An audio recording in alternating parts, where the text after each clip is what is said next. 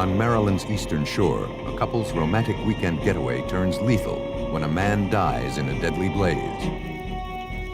Though all of the evidence suggests a tragic accident, a routine investigation exposes some troubling irregularities.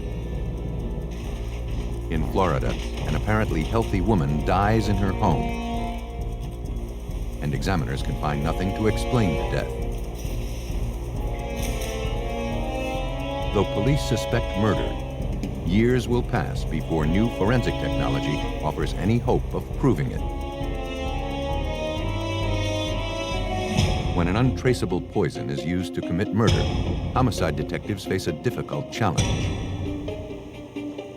For help, they turn to forensic toxicologists to follow a killer's tracks and expose a toxic death.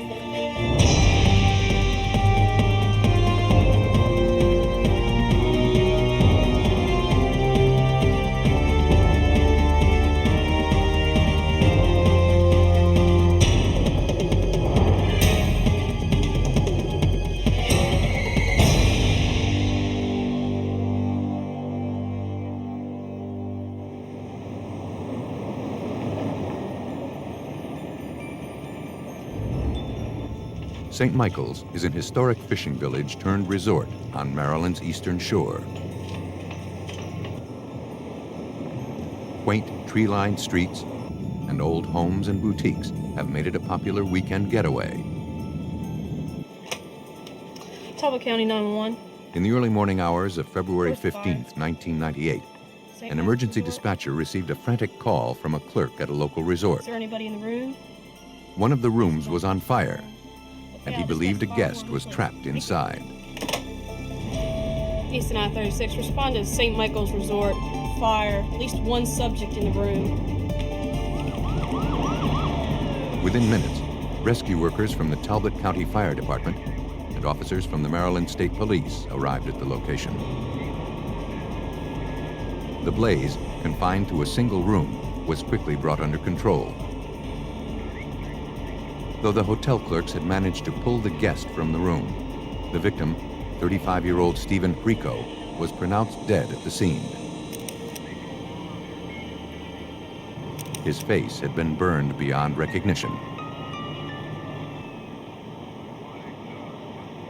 Police learned that shortly before 1:30 a.m., the victim's wife rushed into the hotel lobby to report that her room was on fire. The clerks called 911 and then rushed to the room. They found the victim lying in bed and quickly pulled him out. But it was too late.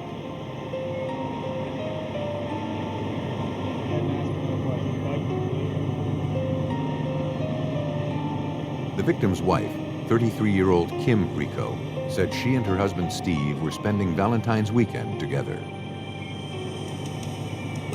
A little bit and give me a little bit here. Earlier that evening, she and Steve had dinner with friends at the hotel's dinner theater. You sure your wife is okay? Have a little Kim said Steve had been drinking heavily and had taken antidepressants and cold medication. Oh, well, why don't we have a toast to you, honey? Kim said that Steve became sloppy drunk. Here's the one. It's so bad. She and her husband returned to their room a few hours later. Steve continued to drink. Then he began pressuring her for sex. You're drunk, and I'm not interested. No, I'm just not interested. When Kim refused, he became angry. Hey, no, I'm not drunk. To avoid a fight, she grabbed her things and left to go for a drive. When she returned a few hours later, she made her way into the room and was immediately overcome by smoke.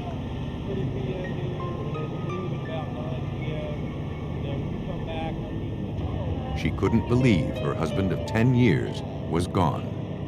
He's a smoker? What kind of cigars does he smoke? Investigators searched for answers to explain the deadly blaze. Maryland Deputy State Fire Marshal Mike Mulligan began by looking for the fire's origin. The point of origin is key in determining the cause of a fire and determining whether it was accidental or purposely set. And what you do is you begin at the area of least fire damage and you progress into the most fire damage. And the idea is that at the spot where you have the most fire damage, the fire has been burning the longest. On the nightstand next to the bed, investigators found their first clue: a partially melted soft drink bottle. The heat softened the plastic on the side that faced the fire while it was still cold on the other side, and the plastic began to melt and pointed the neck of the bottle toward the point of origin. The fire had apparently started near the pillow, where Stephen Rico's head would have been. Burn patterns showed its progress across the bed and down to the charred carpet.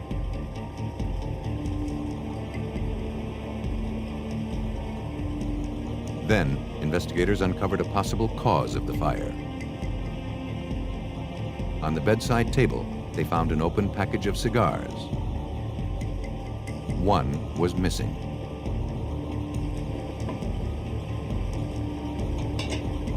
For fire marshals, the reason behind the blaze seemed tragically clear. We could eliminate the electrical, we could eliminate the heating and the air conditioning units, we could eliminate the wood-burning stove, and what did that leave us with? Well, one of the possibilities was careless smoking. At autopsy, the medical examiner found that Stephen Rico had suffered severe burns to his head, arms, and torso.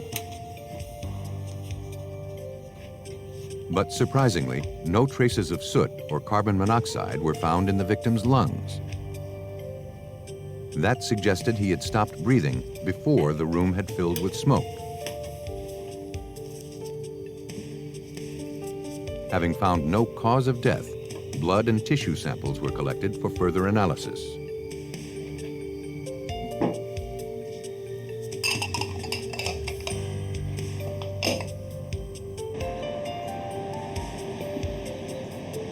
Toxicologists at the Maryland State Police Crime Lab confirmed that there was no carbon monoxide present in the victim's blood or tissue.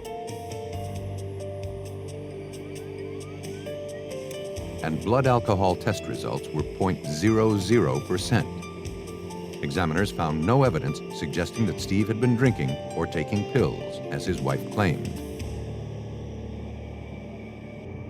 The results were passed on to the Maryland State Police. Homicide Detective Joe Gamble struggled to reconcile all the facts of the case. They could not determine how he died. They could tell us that he didn't die of any natural causes. There was no alcohol in Stephen's blood, no soot or carbon monoxide in his lungs. That did not jive with what Kimberly Rico told us that night. To resolve the inconsistencies, detectives questioned the victim's wife again.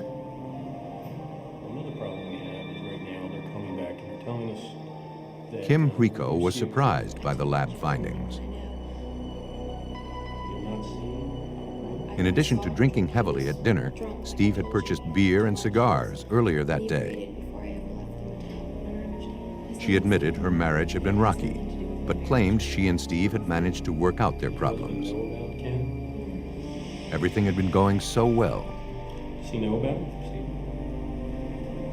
it? As the questioning continued, Kim grew nervous. Then she asked for an attorney and ended the interview.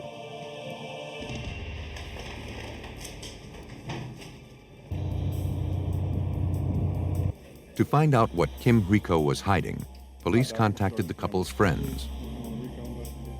All agreed that Kim and Steve had been working hard to salvage their marriage. But none of the friends had ever known Steve to smoke cigars. The inconsistent information, in addition to the autopsy findings, led investigators to suspect that Steve Rico's death had not resulted from an accident, as his wife suggested. Evidence of alcohol was found in his blood. To prove it, they would first need to determine exactly how the fire started. They turned to arson investigators at the Maryland State Fire Marshal's office.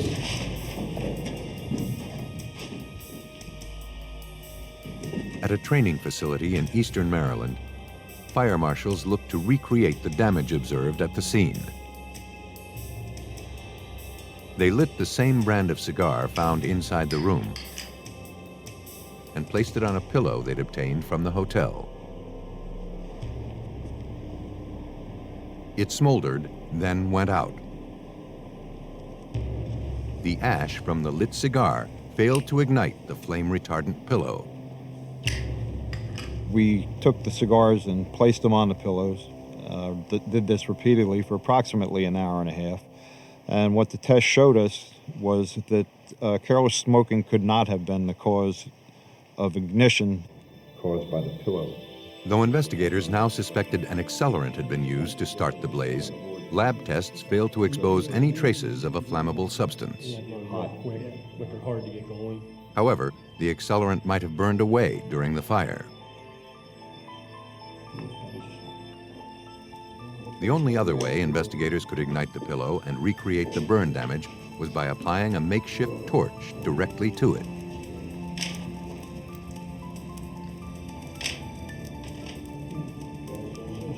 The test confirmed that the fire was incendiary in nature, that it was not an accidental fire. It was not a cause of careless smoking. The fire had been intentionally set. The findings were passed on to police.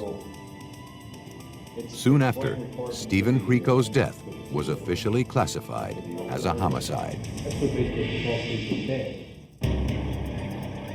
Authorities on Maryland's eastern shore proved that a hotel room fire that claimed the life of 35-year-old Steve Rico was not the result of careless smoking, as his wife Kim suggested.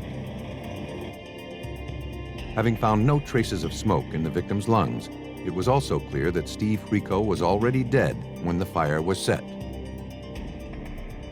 But the medical examiner was unable to determine exactly how he died. All of the findings led police to believe that Kim Rico had murdered her husband. Now they looked for physical evidence to prove it. Police tracked down her co-workers at a Washington, D.C. hospital, where she was employed as a surgical technician. Did she ever bring up her husband? No one believed Kim was capable of murder. Yeah, she did a couple of times, as a matter of fact. However, one doctor did recall an unusual conversation he had with her a month earlier. I've been meaning to talk to you about that. Kim had been complaining about her marriage and jokingly offered him $50,000 to kill her husband. What are you talking about? Not taking her seriously, he joked back, telling her she could put Stephen to sleep forever by injecting him with a drug called succinylcholine. Now, what would that do to somebody?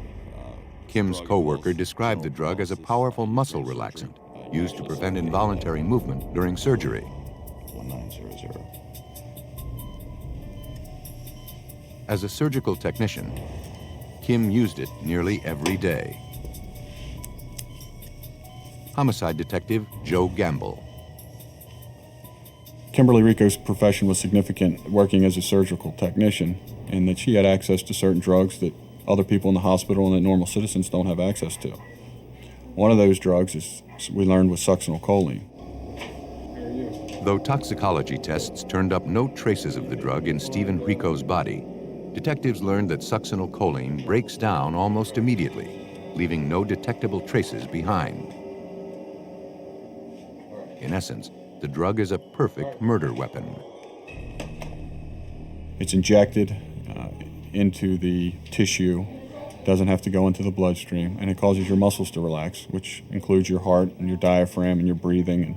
And with enough succinylcholine, you just stop breathing and your heart stops and you die. With the homicide investigation taking on a clearer focus, detectives returned to the crime scene.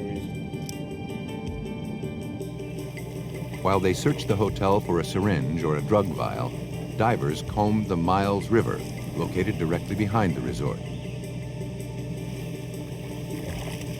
They spent hours combing the bottom of the river and the surrounding area. But their search turned up nothing.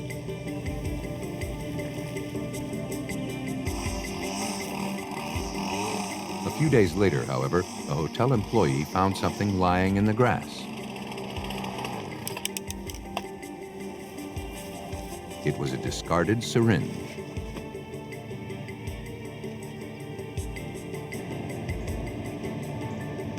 The evidence was forwarded to the Maryland State Police Crime Lab. A thorough analysis of the needle failed to produce any traces of the victim's blood or succinylcholine. Examiners applied a laser light to the evidence, hoping to find fingerprints that may have been left behind. But all of their efforts turned up nothing. With no obvious motive or a murder weapon, investigators would have to rely on the circumstantial evidence to prove that Kim Rico had killed her husband. And their best hope was to establish that she had staged the crime scene to throw investigators off her trail. So we set out, of course, to find out where the alcohol came from and where the cigars came from, hopefully proving that Kimberly bought these things or purchased these things to stage the room, to set the room up. I wonder if I could take a couple minutes of your time. Checking to see if a woman Detective Gamble canvassed convenience stores near the resort. Cigars recently. He found a clerk who recalled a woman matching Kim Rico's description. The store employee told him that around the time of the murder, the woman came in to purchase a six-pack of beer and a pack of cigars. The customer had made a lasting impression on the clerk. Who dyes your hair? The store clerk remembered Kimberly that day because Kimberly was particularly rude. Thank you. Kimberly had been so abrupt with her, and that stood out in the store clerk's mind. That's how she was able to remember her. Police collected a package of cigars like the ones purchased by Kim Rico. Price tag on that. They were the same brand found in the Rico's hotel room. Investigators also collected the stamp gun used to attach the price stickers to the merchandise. Mark everything in the store with? Thanks for your time. Thank you. The items were delivered to forensic document examiner Joan DiMartino at the Maryland State Police Crime Lab. To establish a link between the evidence, she began comparing the characteristics of the price sticker on the cigar pack found at the crime scene to the one collected from the convenience store. The characteristic of most significance would be the design cuts, the tamper-proof die cuts that cause something to break away if say, a ne'er-do-well person wanted to peel off the price tag, it would break away. These are common to a particular manufacturer. A visual inspection revealed no differences between all of the stickers collected. Using an infrared light source, DiMartino looked for commonalities and differences within the ink itself. She found that the dyes and pigments that make each ink unique were the same on both cigar packs. They had all originated from the same stamp gun collected from the convenience store. Kim Rico had purchased the cigars found at the crime scene, something she had previously denied. Police were building a strong circumstantial case against Kim Rico. But having revealed no official cause of death and no obvious motive behind the homicide, investigators were still a long way from proving murder. Maryland police were convinced that 33-year-old surgical technician Kim Rico had murdered her husband with an untraceable drug, then staged the scene to make his death appear as a tragic accident. But so far, all of the evidence amassed against her was circumstantial. Looking to uncover a motive, police re-interviewed people close to the couple. Talk to you about Kimberly. I understand that you're friends with her? One friend admitted that just before Stephen's death, Kim said that she wanted to divorce him. Have you known her? Kim had been having an affair with a man she'd met a few months before. They'd been spending a lot of time together. And Kim was no longer interested in salvaging her marriage to Steve. But Kim was dreading a prolonged and costly divorce. Thank you very much for your time. The information was enough for investigators to obtain a warrant to search Kim's home. There, in a desk drawer, they found 2 life insurance policies, taken out on Stephen Rico. Kim stood to gain $200,000 from her husband's death. It was the break homicide detectives had been looking for. We felt that Kimberly had motive. She had a large amount of money to gain. She had been involved in an affair that she wanted to move forward with. And those were the 2 things that we felt that Kimberly wanted to gain by the murder of Stephen Rico. We got out of Kim Rico's house on Bellevue Drive. A warrant was issued for Kim Rico's arrest.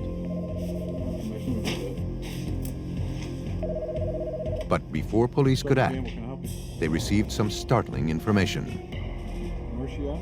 Kim Rico had attempted How suicide. long ago was that? Okay. One of Kim's friends had become concerned when she hadn't heard from her in some time. When she went to check on her, she found Kim unconscious on the floor. An empty bottle of pills lay nearby. Okay. Kim Rico, the prime suspect in her husband's death, was rushed to a nearby hospital. Though she was in critical condition, medical personnel had gotten to her on time. A few days later, Kim Rico was released from the hospital. Police were there waiting. Are you Kimberly Rico? Yes. Okay, right now I have a warrant for your arrest. She was taken into custody and charged with murder. You have the right to remain silent. You have the right to return to your kin. Based on the evidence, investigators believe that Kimberly Rico was driven by greed and a desire to further her affair. On February 15, 1998, she injected her unsuspecting husband with the untraceable drug succinylcholine. It paralyzed him immediately. She staged the scene to make it appear Stephen had been drinking beer and smoking cigars.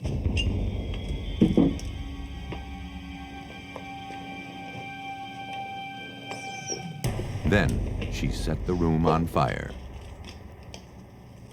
Kimberly Rico was convicted of arson and first-degree murder. She was sentenced to life in prison. In Maryland, the circumstantial evidence alone was enough to convict Kim Rico of killing her husband. But in Florida, investigators would need irrefutable scientific proof in order to win a murder conviction.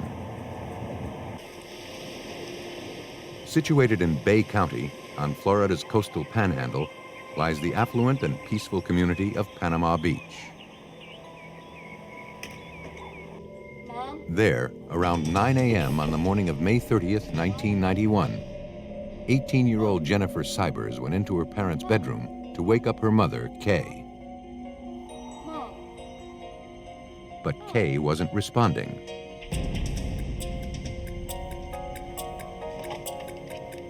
Panicked, Jennifer called her father, Florida State Medical Examiner.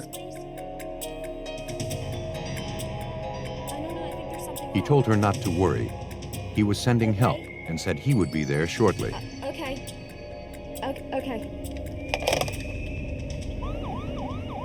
Emergency workers and a doctor from the medical examiner's office were dispatched to the scene.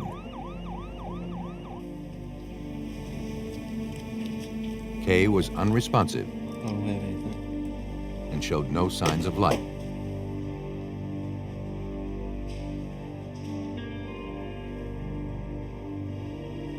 The 52-year-old mother of 3 was pronounced dead at the scene, the apparent victim of a heart attack. A Bay County Sheriff's deputy heard the call over the radio and responded to the house. I'd like to speak to you outside. He was informed that the death had resulted from natural causes and he wasn't needed. I'd like to speak to you outside if I could.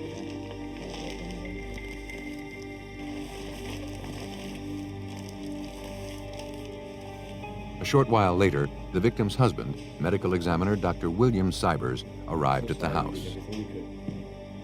He learned that his wife of more than 20 years was gone. Any idea what caused it? Jimmy should be in the room, and I need to get to her. Make sure she's Dr. all right. Cybers asked that her body be taken directly to the funeral home.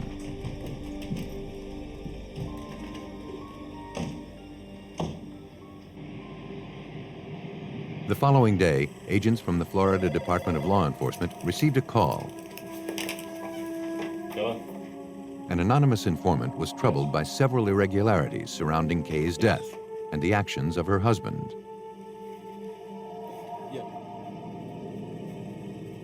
After hearing all of the details, Special Agent Scotty Sanderson agreed to take a closer look at Dr. Cybers.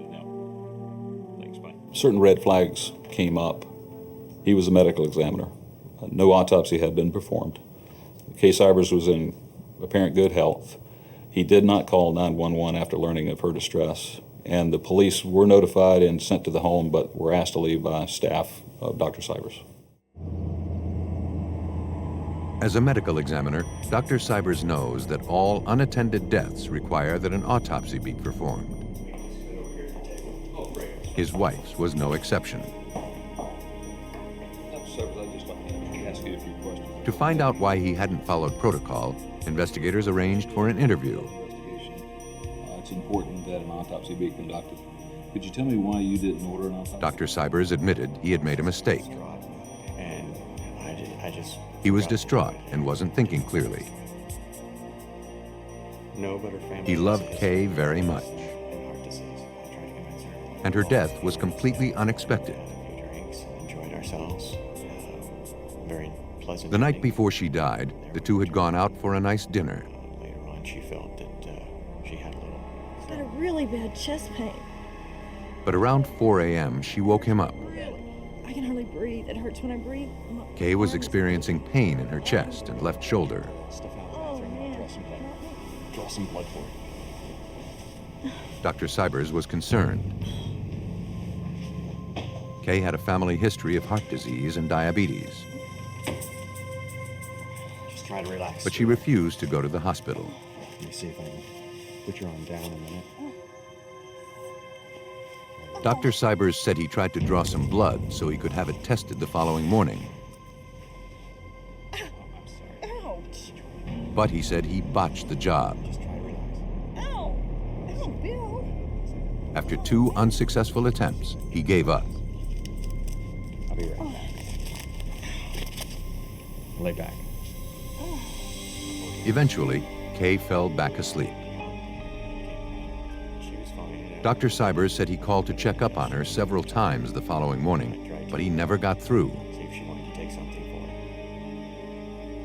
her. As a matter of routine, Agent Sanderson asked for the syringe, Explain to me what happened. but Dr. Cybers didn't have it.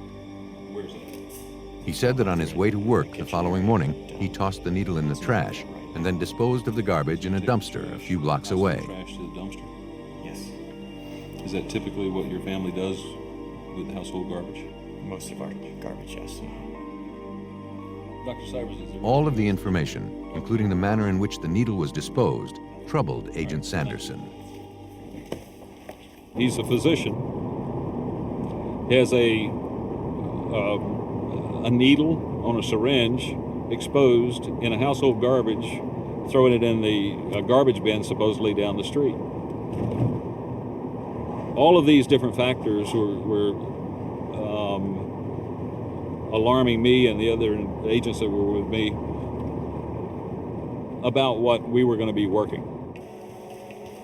Troubled by all of the irregularities, investigators began looking deeper into Kay Cybers' medical history. FDLE Special Agent Dennis Norred pored over her records, looking for any clue that might help explain her death. He found no record suggesting she suffered from diabetes or heart disease, as her husband claimed. We had gathered documents from the time that Kay was born up until the time that she had died in Panama City.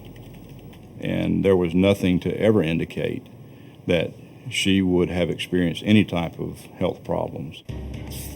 The information suggested that Dr. Cybers was not being truthful about his wife's medical history. To find out why, investigators needed to examine the victim's body.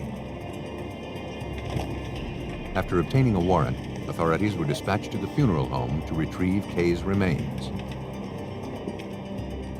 They arrived just in time. Agents were dispatched to that funeral home where they found she had been embalmed and was in a casket for showing, and they were about to transport her body back to her home in Iowa. Dr. Cybers, it seemed, was in a hurry to bury his wife. Kay Cybers' body was transported to an independent medical examiner's office located in Pensacola. It was now up to them to determine if her death had resulted from natural causes or something else. Authorities in Bay County, Florida, looked to explain the death of Kay Cybers, a seemingly healthy 52-year-old mother of 3, found dead in her home. Though her husband, medical examiner Dr. William Cybers, claimed she had a history of heart disease and diabetes, her medical records told a different story. Investigators hoped an autopsy would give them answers. Medical examiner Dr. Gary Cumberland looked to pinpoint a specific cause of death. An external examination revealed the presence of 2 distinct puncture marks on the victim's right arm. That was consistent with Dr. Cybers' claim that he tried to draw blood from her shortly before her death.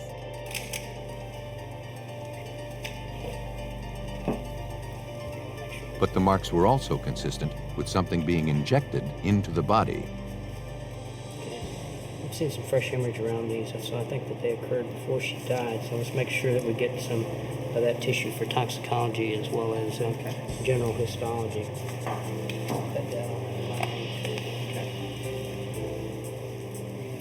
Dr. Cumberland focused his internal examination on the victim's heart.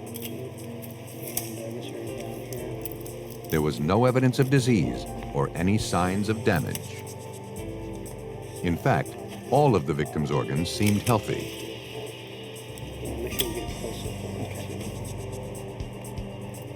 Dr. Cumberland found nothing to explain why Kay Cybers had died so suddenly. Troubled by the findings, he collected tissue and blood samples for further analysis. Basically, what we have is a person who died with no natural disease process responsible for her death. And in those instances, we start looking for toxicologic agents, i.e., is there some drug or poison that she had been given that resulted in her death? The samples were forwarded to the Dade County Medical Examiner's office. But toxicologists were at a disadvantage. Kay Cybers' body had been embalmed soon after her death, and those fluids had likely destroyed any traces of drugs or poisons that may have been injected into her system.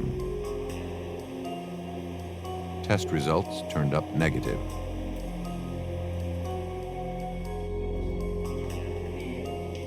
The findings did little to ease investigators' suspicions that Kay Cybers had met with foul play.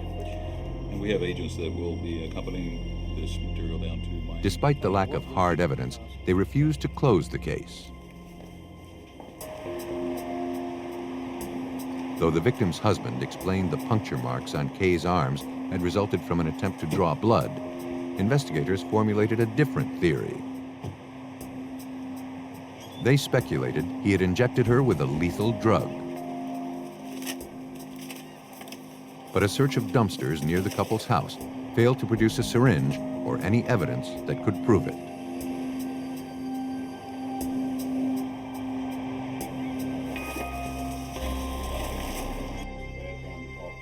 Investigators turned to the couple's children, hopeful they could shed light on a possible motive for murder. But the Cybers' daughter insisted that her parents' relationship was strong. She seemed normal, seemed fine.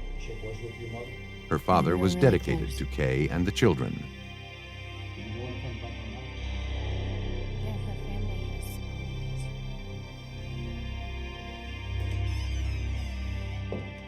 The daughter said she had last seen her mother the night before she died. Yeah. Wonderful. We went to that new restaurant with Mama's. When her parents returned home from dinner, they seemed happy and both were in good moods. Okay. Good night, Daddy. I'll be up in a little bit. She and her mother stayed up and talked for some time. It was good. It was really good. School was long. Oh. You know anything about her mother? That's good. None of the children believed that their father had anything to do with their mother's death. Appreciate you coming in. Thank you. The investigation was going nowhere. This is going to be... Dearly beloved, we do thank you for coming today.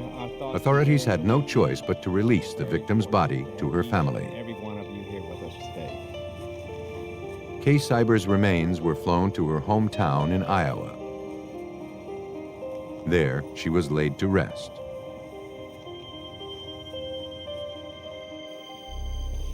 But agents refused to give up. They scoured through the case files, looking for anything they may have overlooked. In his statements to police, Dr. Cybers claimed he had tried to telephone his wife numerous times on the morning of her death to check on her. Investigators subpoenaed his cell phone records and found he was telling the truth. But FDLE agent Dennis Norrid noticed something else. Numbers that were called. Over about a 3-month time period, there were approximately 140 some odd calls made from Dr. Cybers to a particular phone number. 2 of those calls took place on the morning of Kay's death. The number was traced to a former lab technician who worked with Dr. Cybers. I believe you're acquainted with Miss Cybers. The woman admitted that the 2 were close friends. At the hospital, I cared for him. He had called her the day of Kay's death, but she said he was grief-stricken and just wanted to be consoled. We weren't romantically involved. But investigators sensed she wasn't telling them everything. Yes, I do. Under persistent questioning, she admitted she and Dr. Cybers were romantically involved. So how's work today? Initially, she considered him a father figure. A little bit busy. Same here. But as they began spending more time together, her feelings for him deepened. And you know, I think you've sensed what And soon, they fell in love. the same thing that I've felt when we glance at each other. How do you relate to him? No. She didn't believe he was capable of murder. Investigators disagreed. And is he your immediate... Dr. Cybers wasn't the dedicated husband and father he portrayed himself to be. They theorized he had murdered his wife in order to clear the way to pursue his affair.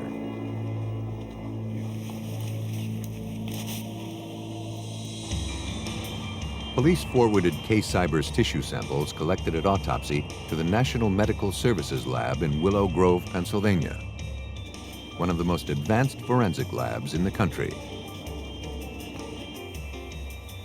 There, renowned toxicologist Dr. Frederick Reeders agreed to look into the case. And after reviewing Kay Cybers' autopsy report, he found a potential clue. An elevated level of potassium had been detected in her eye fluid.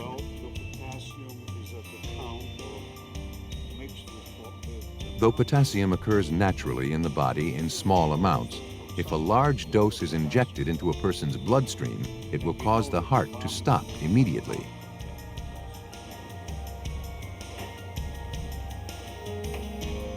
In the normal human body, potassium and iron are found in equal amounts within red blood cells. To find out if Kay Cybers had an unnatural amount of potassium in her body, toxicologists used a newly developed system that measures the ratio of potassium to iron.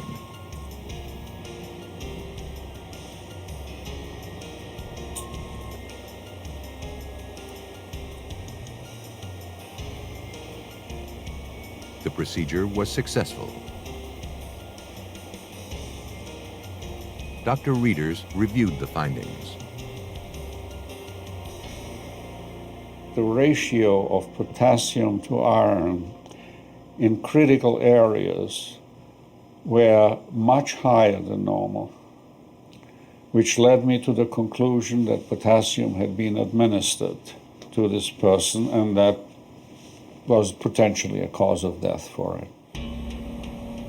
The findings had provided powerful evidence that Kay Cybers had not died of natural causes. But to confirm the results, examiners needed additional samples from the victim's body. For investigators, that presented a problem. In the state of Iowa, where Kay Cybers was buried, state law will only allow a body to be exhumed if the family gives its consent. But those were the ones that were prescribed. Dr. Cybers, who insisted he had nothing to hide, refused to give his permission. Desperate not to let their case slip away, authorities turned to Florida State's Attorney Harry Shorstein for help. He agreed to prosecute the case. Thank you. But almost immediately, he faced a crushing setback. The only scientific evidence that could prove murder had been challenged by defense experts.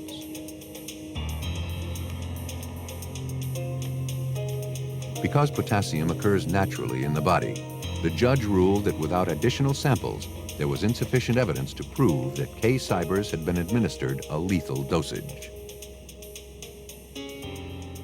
Very simply stated, when you die, your red blood cells almost immediately break down. They're full of potassium, and as a result, the potassium within your body goes everywhere. And the general thought among the scientific community is that if you're injected with potassium, unless you could get to the body almost immediately, you couldn't distinguish between the potassium that had been injected in the body and the potassium that is within your body naturally. Despite the court's conclusions, everything authorities had learned convinced them Dr. Cybers had murdered his wife. But until they could find irrefutable evidence, they would be unable to prove it.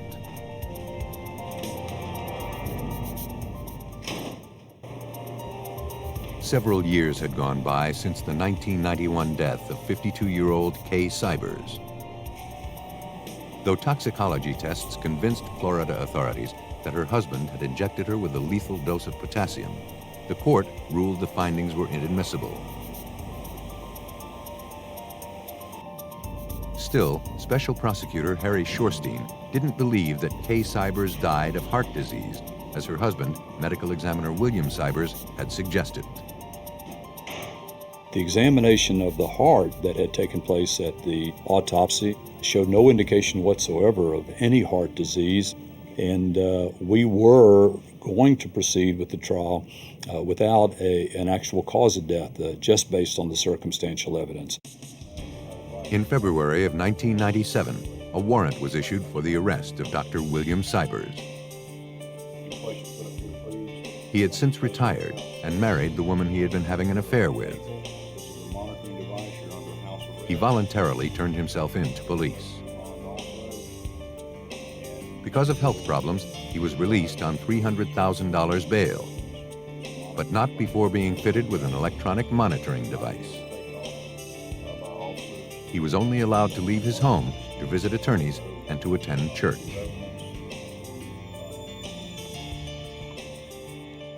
With the trial approaching, prosecutors struggled to prepare their case for a jury. Then, they received some unexpected news.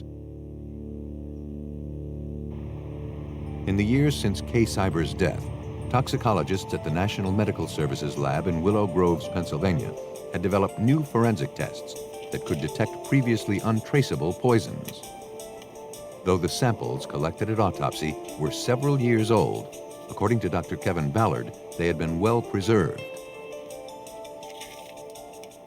The tissues from Ms. Cybers were taken from her at the time of her original autopsy, but she had already been embalmed. Those tissues, those organs, were maintained frozen during all the years between the time of her death and the time of our analyses. First, Dr. Ballard wanted to test the samples for the presence of paralyzing drugs. These drugs are known to increase potassium levels in the body, which might explain why high levels of potassium were found in Kay's tissue samples years earlier. He subjected the samples to a process called QTOF, which stands for quadrupole time of flight. Essentially, the process acts as a molecular microscope. First, all of the molecules that are present in the sample are separated. Each individual molecule is then broken down into pieces.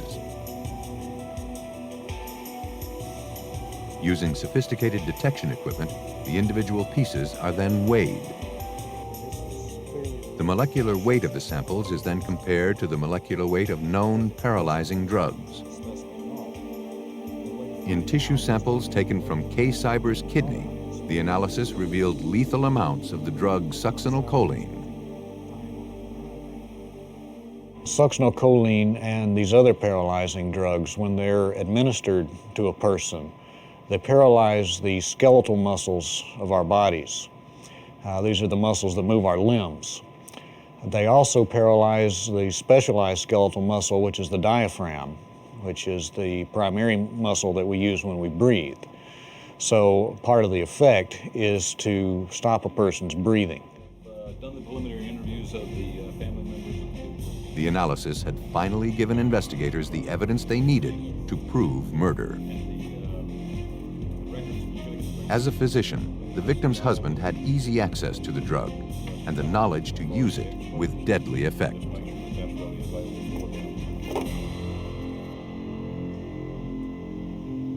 Driven by the desire to further his affair and to avoid a costly divorce, police believe that on May 30th, 1991, Dr. William Cybers injected his wife with a lethal amount of the paralyzing drug.